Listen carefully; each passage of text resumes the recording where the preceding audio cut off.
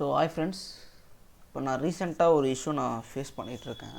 ஆர்க்கல் விஎம்ஆர்லேருந்து ஏதாவது ஒரு மிஷினை இன்ஸ்டால் பண்ணேன் அப்படின்ற போது எனக்கு ஒரு பாப்அப் மெசேஜ் மாதிரி வருது. ஸோ அதை நம்ம எப்படி சரி பார்த்துறதா அந்த வீடியோவில் பார்க்க போகிறோம்.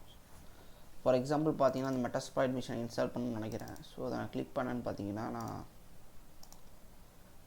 எனக்கு ஒரு பாப்அப் மெசேஜ் வரும்.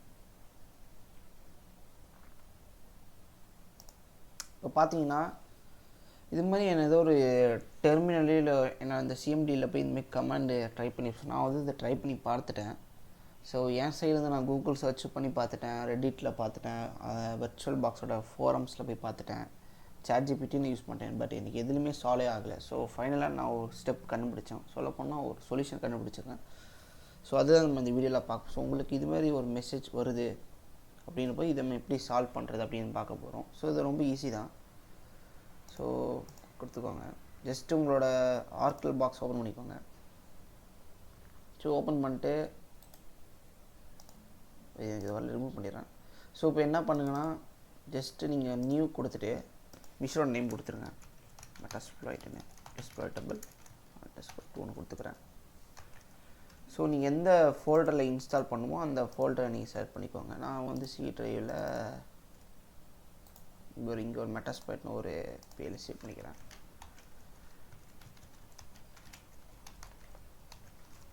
ஸோ இந்த ஃபோல்டரை நான் அதை சேவ் பண்ணிக்குவேன் அந்த மிஷினை. ஸோ இப்போதைக்கு எனக்கு iOS ஃபைல் இல்லை. ஸோ இது லினக்ஸ் ஆப்ரேட்டிங் சிஸ்டம்.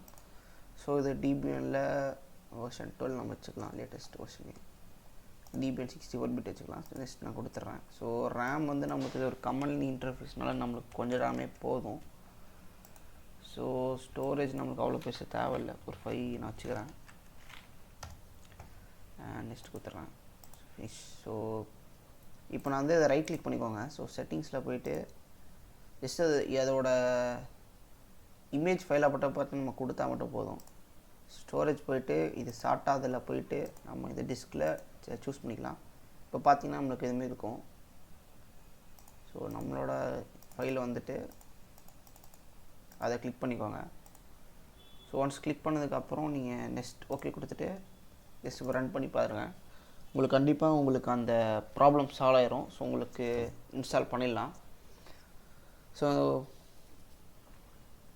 பார்ப்போம். ஆனால் வேறு என்ன.